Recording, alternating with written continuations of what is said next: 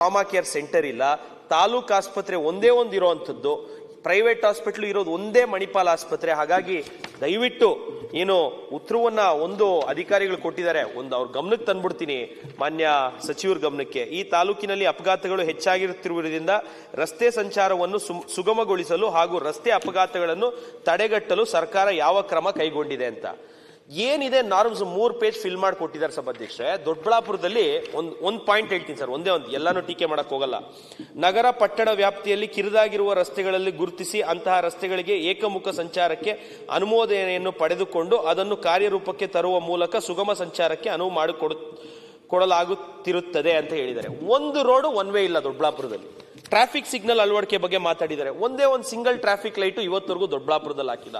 ಸುಮ್ಮನೆ ನಾವು ಪ್ರಶ್ನೆ ಕೇಳ್ತೀವಿ ಸಭಾಧ್ಯಕ್ಷ, ಪ್ರತಿ ಸತಿ ಸ್ಟಾರ್ ಆಗೋದು 1 or 2. ಬರೀ ಅಧಿಕಾರಿಗಳು ತಪ್ಪುತ್ತರಗಳನ್ನ ನಿಯಮಾನುಸಾರ ನಾವು ಪಾಲಿಸಿದೀವಿ ಅಂತ ಹೇಳಿ 3 ಪೇಜ್ ಫಿಲ್ ಮಾಡಿಕೊಟ್ರೆ ತುಂಬಾ ತೊಂದರೆ ಆಗುತ್ತೆ. ನಾನು ಸಚಿವರ ಬಗ್ಗೆ ಏನಿಲ್ಲ, ಅಧಿಕಾರಿಗಳು ಕೊಡ್ತಾ ಇರೋಂತ ಉತ್ತರ ಪೂರ್ವಕವಾಗಿಲ್ಲ. ದೊಡ್ಡಬಳ್ಳಾಪುರ ತಮಗೂ ಗೊತ್ತು, ಇಂಡಸ್ಟ್ರಿಯಲ್ ಏರಿಯಾ ಇದೆ, ಅದು ನ್ಯಾಷನಲ್ ಹೈವೇಸ್ ಬರುತ್ತೆ. ಈಗಂತೂ ಅಲ್ಲಿ ಒಳ್ಳೊಳ್ಳೆ ಇವರು ನಮ್ಮ ಇಂಡಸ್ಟ್ರೀಸ್ ಮಿನಿಸ್ಟ್ರು ಅಲ್ಲಿ ಇಂಡಸ್ಟ್ರೀಸ್ ಪಾರ್ಕನ್ನು ಕೂಡ ಮಾಡ್ತಾ ಇದ್ದಾರೆ. ನೀವು ಪರಮೇಶ್ವರ್ ಅವರು ಎಲ್ಲ ತಾಲೂಕಲ್ಲಿ ಇದೆ ಅಂತಂದ್ರೆ ಅದೊಂದು ತಾಲೂಕನ್ನ ಯಾಕೆ ಬಿಟ್ಟಿದ್ದೀರಾ ಅನ್ನೋದು ಫಸ್ಟ್ ನಿಮ್ಮ ಮೇಲೆ ಆಪಾದನೆ ಮಾಡ್ಬೇಕು ನಾವು. ಯಾಕೆ ಅದೊಂದನ್ನು ಬಿಟ್ಟು ಉಳಿದವೆಲ್ಲ ಯಾಕೆ ಮಾಡಿದ್ದೀರಾ? ದಯವಿಟ್ಟು ಅದನ್ನ ಮಾಡ್ತೀನಿ ಅಂತ ದಯವಿಟ್ಟು ಹೇಳಿ, ಆಗ ಅದಕ್ಕೆ ಒಂದು ನ್ಯಾಯ ಕೊಟ್ಟಂಗೆ ಆಗ್ತದೆ. ಇಲ್ಲ ಅಂದ್ರೆ ಒನ್ ವೇ ಮಾಡ್ತೀನಿ, ಅದೆಲ್ಲ ನೀವು ಮಾಡೋ ಕೆಲಸ ಅಲ್ಲ, ಲೋಕಲಲ್ಲಿ ಇನ್ಸ್ಪೆಕ್ಟ್ರೇ ಮಾಡ್ಕಂತ ನಾವೆಲ್ಲ. ನೀವು ಸರ್ಕಾರ ಮಾಡಬೇಕಾಗಿರೋದು, ಸರ್ಕಾರ ಆದೇಶ ಮಾಡಬೇಕಾಗಿರೋದು. ನೀವು ನಿಮ್ಮ ಘನತೆ ಗೌರವಕ್ಕೆ ತಪ್ಪಾಗ್ತದೆ. ನಾನು ಒನ್ ವೇ ಮಾಡ್ತೀನಿ, ಅದು ಮಾಡ್ತೀನಿ ಅಂದ್ರೆ ನಿಮ್ ಘನತೆ ಗೌರವ ತಪ್ಪಾಗ್ತದೆ. ಯಾರೋ ಇನ್ಸ್ಪೆಕ್ಟರ್ ಮಾಡ್ತಾನೆ ಅದನ್ನೆಲ್ಲ. ದಯವಿಟ್ಟು ಟ್ರಾಫಿಕ್ ಪೊಲೀಸ್ ಸ್ಟೇಷನ್ ಅನ್ನ ಮಾಡ್ಕೊಡಿ. ಮಂತ್ರಿಗಳದ್ದು ಏನು ತಪ್ಪಿಲ್ಲ ಸರ್, ಉತ್ತರ ಕೊಟ್ಟರೋರು ಯಾವುದೇ ಕಾರಣಕ್ಕೂ ಕೊಟ್ಟಿಲ್ಲ. ಲಾಸ್ಟ್ ಟೈಮ್ ಕೇಳಿದಾಗ ಸಂಚಾರಿ ಪೊಲೀಸ್ ಠಾಣೆ ಕೊಡ್ತೀನಿ ಅಂತ ಹೇಳಿದ್ದಾರೆ. ಅವರೇ ಮಾಡಿ ಅಷ್ಟೇ, ಅವರೇ ಮಾಡಿರೋದ್ರಿಂದ ಅಧಿಕಾರಿಗಳ ಮೇಲೆ ಕ್ರಮ ತಗೊಳ್ಳಿ ಸರ್ ಪ್ಲೀಸ್, ರಿಕ್ವೆಸ್ಟ್ ಮಾಡ್ತೀನಿ. ನೀವು ಕರೆಕ್ಟ್ ಆಗಿ ಹೇಳಿದ್ರಿ, ನಿಮ್ಗೆ ಇವರನ್ನು ಹೊಗಲ್ಬೇಕು, ಡಿಪಾರ್ಟ್ಮೆಂಟ್ ತೆಗೊಳ್ಬೇಕಂತ ಹೇಳಿದ್ರೆ ಸರ್ ನಾವು ಏನೋ ಮಾಡಬೇಕು. ಮಾನ್ಯ ಧೀರಜ್ ಮುನ್ರಾಜು ಅವರು ಬಹಳ ಉಪಯುಕ್ತವಾದಂಥ ಪ್ರಶ್ನೆಯನ್ನು ಕೇಳಿದ್ದಾರೆ. ಯಾಕೆಂದರೆ ಇದು ಒಂದು ರೀತಿಯಲ್ಲಿ ರಾಜ್ಯದ ಸಮಸ್ಯೆ ಇದೆ, ಬರೀ ದೊಡ್ಡಬಳ್ಳಾಪುರಕ್ಕಷ್ಟೇ ಸೀಮಿತ ಅಂತ ನಾನು ಅಂದ್ಕೊಳ್ಳೋದಿಲ್ಲ. ಮೊನ್ನೆ ಸಭಾಧ್ಯಕ್ಷರೇ, ಮೈಸೂರಿನ ರಸ್ತೆ ಪ್ರಾರಂಭ ಆದಾಗ ಸುಮಾರು 3 ತಿಂಗಳಲ್ಲಿ ಹೆಚ್ಚು ಕಡಿಮೆ 60ಕ್ಕೂ ಹೆಚ್ಚು ಜನ ಸತ್ರು. ಆ ರಸ್ತೆ ಮಾಡುವಾಗ ಅನೇಕ ಈ ಟ್ರಾಫಿಕ್ಗೆ ಸಂಬಂಧಪಟ್ಟಂಥ ವಿಚಾರಗಳನ್ನು ಯಾವುದನ್ನು ಕೂಡ ಪರಿಗಣಿಸದೆ ರಸ್ತೆ ಚೆನ್ನಾಗಿ ಮಾಡಿಬಿಟ್ರು. ವೆಹಿಕಲ್ಸ್ ಹೋಗೋದು, ಈಗ ನಮ್ಮ ವೆಹಿಕಲ್ಸ್ಗಳೆಲ್ಲ 160-180 ಕಿಲೋಮೀಟರ್ ಹೋಗೋದಕ್ಕೆ ಅಲ್ಲಿ ಮಾಡಿಟ್ಟಿದ್ದಾರೆ. ಮೀಟ್ರ್ ನೋಡಿದ್ರೆ 220ರವರೆಗೂ ಇರುತ್ತೆ. ಆದರೆ 120, 130, 160 ಸಾಮಾನ್ಯವಾಗಿ ಹೋಗ್ತಾರೆ. ಅದು ಆ ಟರ್ನಿಂಗ್ಸಲ್ಲಿ ಅಥವಾ ಬೇರೆ ಬೇರೆ ಸಂದರ್ಭದಲ್ಲಿ ಅದನ್ನು ಕಂಟ್ರೋಲ್ ಮಾಡೋದಕ್ಕೂ ಕೂಡ ಆಗೋದಿಲ್ಲ. ಅದು ವಿಶೇಷವಾಗಿ 2 ವೀಲರ್ಸು ಅವೆಲ್ಲ ಭಾಳಷ್ಟು ಜನ ಸತ್ರು. ನಮಗೆ ಟ್ರಾಫಿಕ್ ಡಿಪಾರ್ಟ್ಮೆಂಟಿಗೆ ಕೂಡ ಅವರು ಏನು ಹೇಳಿರಲಿಲ್ಲ. ನಾವು ಯಾವಾಗ ಹೀಗೆ ಸದನದಲ್ಲಿ ಅದರ ಬಗ್ಗೆ ಪ್ರಶ್ನೆಗಳು ಬಂದಂಥ ಸಂದರ್ಭದಲ್ಲಿ ನಾವು ನಮ್ಮ ಟ್ರಾಫಿಕ್ ಎಕ್ಸ್ಪರ್ಟ್ಸ್ನೆಲ್ಲ ಕಳಿಸಿ ಆ ಬ್ಲ್ಯಾಕ್ ಸ್ಪಾಟ್ಸ್ಗಳನ್ನು ಐಡೆಂಟಿಫೈ ಮಾಡಿ ಅದಕ್ಕೆಲ್ಲ ಕರೆಕ್ಷನ್ಸ್ ಮಾಡಿ ಬೋರ್ಡ್ಗಳಾಕಿ, ಸಿಗ್ನಲ್ ಬೋರ್ಡ್ಗಳಾಕಿ, ಲೈಟ್ಗಳಾಕಿ ಎಲ್ಲ ಮಾಡಿದ ಮೇಲೆ ಮೈಸೂರು ರೋಡ್ನಲ್ಲಿ ಈಗ ಭಾಳಷ್ಟು ಕಡಿಮೆ ಆಗಿದೆ, ಆಲ್ಮೋಸ್ಟ್ ನಿಲ್. ದಾವಸ್ಪೇಟೆಯಿಂದ ದೊಡ್ಡಬಳ್ಳಾಪುರಕ್ಕೆ ದೇವನಹಳ್ಳಿವರೆಗೂ ಮಾಡಿರ್ತಕ್ಕಂಥ ರಸ್ತೆ ಕೂಡ ಈಗ ಭಾಳ ಚೆನ್ನಾಗಿದೆ. ನಾನು ಕೂಡ ಆ ರಸ್ತೆಯಲ್ಲಿ ಅನೇಕ ಸಂದರ್ಭದಲ್ಲಿ ಓಡಾಡಿದ್ದೇನೆ.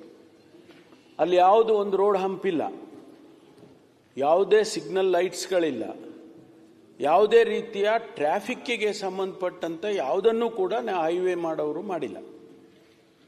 ಈಗ ಆಕ್ಸಿಡೆಂಟ್ಗಳಾಗಿ ಮಾನ್ಯ ಧೀರಜ್ ಅವರು ಹೇಳಿದಾಗೆ ಭಾಳ ಜನ ಸಾಯ್ತಾ ಇದ್ದಾರೆ ಎನ್ನುವಾಗ ಈಗ ನಾವು ಕೂಡ ಅವರಿಗೆ, ಯಾರು ರಸ್ತೆ ಮಾಡಿದವರಿಗೆ ಈಗ ನಾವು ತಿಳಿಸಿ ಅವರಿಗೆ ನಮ್ಮ ಟ್ರಾಫಿಕ್ನವರು ಮತ್ತು ಅವರು ಇಬ್ಬರು ಸೇರಿ ಅಲ್ಲಿ ಬ್ಲ್ಯಾಕ್ ಸ್ಪಾಟ್ಗಳನ್ನು ಐಡೆಂಟಿಫೈ ಮಾಡಿ ಯಾವುದೇ ರೀತಿಯಲ್ಲಿ ಆಕ್ಸಿಡೆಂಟ್ಗಳಾಗದಾಗೆ ತಡೆಗಟ್ಟೋದಕ್ಕೆ ಎಲ್ಲ ಪ್ರಯತ್ನಗಳನ್ನು ಮಾಡ್ತಾ ಇದ್ದೇವೆ. ಅಂಕಿಅಂಶಗಳು ಕೆಲವು ಬ್ಯಾರೇಜ್ ಹಾಕಿಲ್ಲ ಅಥವಾ ಬ್ಯಾರಿಕೇಡ್ ಹಾಕಿಲ್ಲ ಅಥವಾ ಸಿಗ್ನಲ್ ಲೈಟ್ ಹಾಕಿಲ್ಲ ಇರ್ಬೋದು. ನಾನೇನು ಖುದ್ದಾಗಿ ವೆರಿಫೈ ಮಾಡಿಲ್ಲ. ಆದರೆ ಖಂಡಿತವಾಗಿ ನಾನು ನಮ್ಮ ಅಧಿಕಾರಿಗಳಿಗೆ ಸೂಚನೆಯನ್ನು ಕೊಡೋದರ ಜೊತೆಗೆ ನಾವು ಈಗಾಗಲೇ ನಾನು ಹಿಂದಿನ ಸಾರಿ ಹೇಳಿದ್ದೆ, ನಾವು ಟ್ರಾಫಿಕ್ಕು ಇದು ಸ್ಟೇಷನ್ ಮಾಡಿಕೊಡ್ತೇನೆ ಅಂತ ಹೇಳಿದ್ದೆ. ಈಗ ನಾವು ಪ್ರಸ್ತಾವನೆಯನ್ನು ಕೇಳಿದ್ದೇವೆ. ಆದಷ್ಟು ಶೀಘ್ರವಾಗಿ, ಯಾಕೆಂದರೆ ನಾನು ವಿರೋಧ ಪಕ್ಷದ ನಾಯಕರು ಇಂಟರ್ವ್ಯೂನಾಗಿ ಹೇಳಿದ್ದಾರೆ, ದೊಡ್ಡಬಳ್ಳಾಪುರ ಭಾಳ ವೇಗವಾಗಿ ಬೆಳೀತಾ ಇದೆ. ಆ ಭಾಗ ಅದು ಈಗ ಕ್ವಿನ್ ಸಿಟಿ ಅಂತ ಹೇಳಿ ಈಗಾಗಲೇ ನಮ್ಮ ಇಂಡಸ್ಟ್ರಿ ಮಿನಿಸ್ಟ್ರು ಅನೌನ್ಸ್ ಮಾಡಿದ ಮೇಲೆ ವಿಪರೀತ ಅಲ್ಲಿ ಬೆಲೆನೂ ಜಾಸ್ತಿ ಆಗಿಬಿಟ್ಟಿದೆ ಭೂಮಿದು. ಆಮೇಲೆ ಬೇರೆ ಬೇರೆ ರೀತಿಯಲ್ಲೂ ಬೆಳವಣಿಗೆಗಳು ಆಗ್ತಾ ಇದ್ದಾವೆ. ಇಂಡಸ್ಟ್ರಿನೂ ಕೂಡ ಬರೋದಕ್ಕೆ ಎಲ್ಲ ಪ್ರಾರಂಭ ಆಗಿದೆ. ಅದರಿಂದ ಸ್ವಾಭಾವಿಕವಾಗಿ ಟ್ರಾಫಿಕ್ಕು ಜಾಸ್ತಿ ಆಗುತ್ತೆ.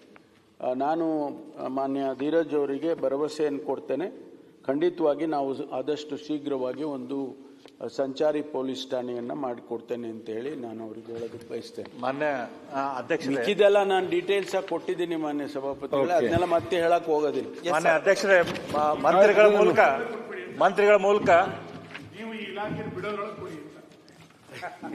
ಮಾನ್ಯ ಮಂತ್ರಿಗಳೇ, ತಾವು ಮೈಸೂರು ರೋಡ್ ಮೈಸೂರಿಗೆ ನಾವೆಂತ ಮಾಡಿದೆ ಇಲ್ಲಿ? ಅಲ್ಲ, ದೊಡ್ಡಬಳ್ಳಾಪುರ ಬಗ್ಗೆ ಮಾತಾಡೋದು ಕ್ವಶನ್ ಅವರಲ್ಲ. ಒಂದೇ ನಿಮಿಷ ಸರ್, ಒಂದೇ ನಿಮಿಷ. ಅಲ್ಲ, ಕ್ವಶನ್ ಅವರಲ್ಲಿ ಇಂಪಾರ್ಟೆಂಟ್ ವಿಷಯ ಇದು. ಮೈಸೂರು ರೋಡ್ ಬಗ್ಗೆ ಹೇಳಿದ್ರಿ ನೀವು, ಬ್ಲಾಕ್ ಸ್ಪಾಟ್ ನೀವು ಎಲಿಮಿನೇಟ್ ಮಾಡಿದ್ರಿ ಅಂತ. ದೊಡ್ಡಬಳ್ಳಾಪುರದ ಹೇಳಿದ್ರಿ. ಮೈಸೂರು ರೋಡ್ 8,900 ಕೋಟಿ ಖರ್ಚು ಮಾಡಿ ಆ ರೋಡ್ ಡಿಸೈನ್ ಮಾಡಿದ್ದು 60 ಕಿಲೋಮೀಟರ್ ಸ್ಪೀಡಿಗೆ. ನೀವು PWD ಇಂಜಿನಿಯರಿಂಗ್ ಡಿಪಾರ್ಟ್ಮೆಂಟಿಗೆ ಹೇಳ್ಬೇಕು, ಈಗಿನ ಹೊಸ ವೆಹಿಕಲ್ಗಳು ಹೈ ಸ್ಪೀಡ್ ವೆಹಿಕಲ್ಗಳು, ಇವರು ಓಬೆರಾಯನ್ ಕಾಲದ ಡಿಸೈನ್ ಇಟ್ಕೊಂಡಿದ್ದಾರೆ. 60 ಕಿಲೋಮೀಟರ್ ರೋಡಿಗೆ ಅದರ ರೋಡ್ ಡಿಸೈನ್ ಮಾಡಿದ್ದಾರೆ Mysuru road. Vehicle naturally accident ಆಗ್ತಾವ. ಅವ್ರ ಮೇಲೆ ಏನು ಆಕ್ಷನ್ ಇಲ್ಲ, DPR ಮಾಡೋದ್ರ ಮೇಲೆ ಅಥವಾ ಅದರ ಅಪ್ರೂವಲ್ ಈಗ ಮೈಸೂರು ಹೇಳ್ತೀವಿ, ನಾಳೆ ಅಮೆರಿಕ ತಗೊಳ್ತೀವಿ, ನಮ್ಗೆ ಉತ್ತರ ಕೊಡ್ಲಿಕ್ಕೆ ಆಗ್ತದೆ. This is approved by government of India. Sir, government of India executed by state national highway. ಚರ್ಚೆ ಅಂತ ಮಾಡಿದ್ಯಾರು? State national next question Arun Bellad ಅವ್ರದ್ದು. ಹಣ ಕೊಟ್ಟಿದ್ದು government of India, executed by state national highway. ಆಯ್ತು ಸರ್ ಏನಿಲ್ಲ ಸರ್, ಇದ್ರಲ್ಲಿ ನೀವು ನ್ಯಾಷನಲ್ ಹೈವೇದ್ ಒಂದು ಹೇಳಿದ್ರಿ ಸರ್, ಸ್ಟೇಟ್ ಹೈವೇದು ಹೇಳಿಲ್ಲ. ಸ್ಟೇಟ್ ಹೈವೇಲ್ಲೂ ಯಾವುದೇ ರೀತಿಯಾದಂತ ಏನು ಆಕ್ಷನ್ ತಗೊಂಡಿಲ್ಲ sir. State highway Yelahanka to Gauribidanur state highway toll road sir. ಅದನ್ನು ಟೋಲ್ ರೋಡ್ ಇರೋ ಕಡೆ ಒಂದು ಆಂಬ್ಯುಲೆನ್ಸು ಇಲ್ಲ. ಅವ್ರ ಮೇಲೆ ನಾನು PWD ಸಚಿವರಿಗೂ ಕೊಟ್ಟಿದ್ದೀನಿ, KRDCL ಅವ್ರಿಗೂ ಹೇಳಿದ್ದೀನಿ, ದಯವಿಟ್ಟು ಆ ಟೋಲ್ ಕಲೆಕ್ಟ್ ಮಾಡ್ತಾ ಇರೋರ್ನ ಅಟ್ಲೀಸ್ಟ್ ಚೇಂಜ್ ಮಾಡಕ್. RCCL ಅಂತ ಅದು ಅವ್ರು ಆಕ್ಚುಲಿ ಬ್ಲಾಕ್ ಲಿಸ್ಟೆಡ್ ಇದ್ದಾರೆ, ಆದ್ರೂ ಅವರೇ ನಡೆಸ್ತಾ ಇದ್ದಾರೆ. ಹೆಚ್ಚಿನ ವಿಡಿಯೋಗಳಿಗೆ ಪ್ರತಿಧ್ವನಿ ಯೂಟ್ಯೂಬ್ ಚಾನೆಲ್ ಸಬ್ಸ್ಕ್ರೈಬ್ ಮಾಡಿ, ಬೆಲ್ ಐಕಾನ್ ಕ್ಲಿಕ್ ಮಾಡಿ.